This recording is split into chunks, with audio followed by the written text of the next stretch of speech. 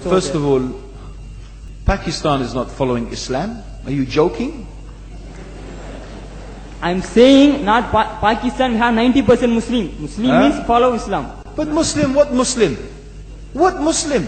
I remember 15 years ago, it's not today and I heard it's worse. 15 years ago I remember going to a wedding in Pakistan.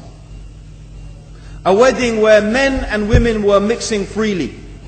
Where the bride was dancing on the stage with all the male members of the family dancing on the stage. I'm sure somewhere around, we probably hidden in a corner then, but I hear now it's open, drinking alcohol. What Muslim are we talking about? This was 15 years ago. Now I hear it's even worse. Oh yes, they're Islam. When the bride and the groom are walking to the car, they're holding the Quran over their head for blessing. That Islam? That's not Islam. What Islam is that? That's exactly the thing I'm talking about. That's why Muslims are in such a mess. Because of this nonsense, this hypocrisy, actually they are insulting the Quran by doing that. Amongst all of this haram, they think that the Quran, holding it over their head, is going to bless them because they're holding it. What is that? Where did they get this from? So, I don't know what we're talking about. In fact, this is the problem. You see, the Muslim world itself is so far from Islam. So many you find here in India. Well, I know it's not a Muslim country, but there are lots of Muslims here.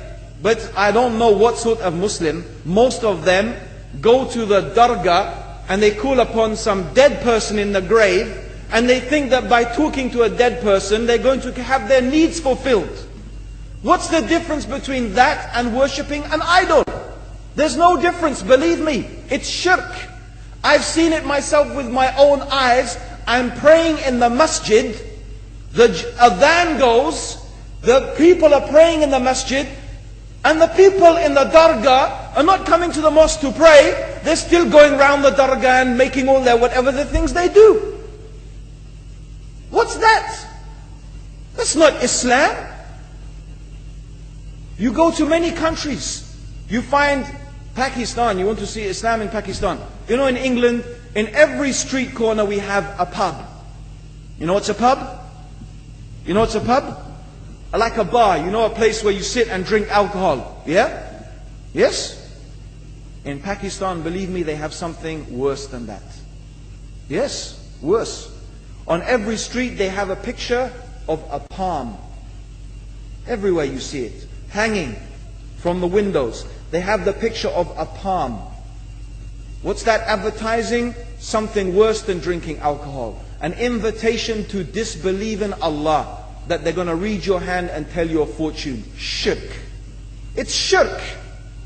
Whoever believes, the Prophet said, sallallahu alaihi wasallam, whoever visits a fortune teller out of curiosity, Allah will not accept their prayers for 40 days. Whoever believes in the fortune teller has disbelieved in Allah and His Messenger. That includes, by the way, horoscopes. Yet you see in Pakistan, a picture everywhere of a hand. Worse than a pub. Worse than a pub. It is better to drink alcohol than make shirk with Allah. Yes. So this is the Muslim countries. You will not find one except they are not doing magic and shirk and kufr, or except maybe one or two you will find.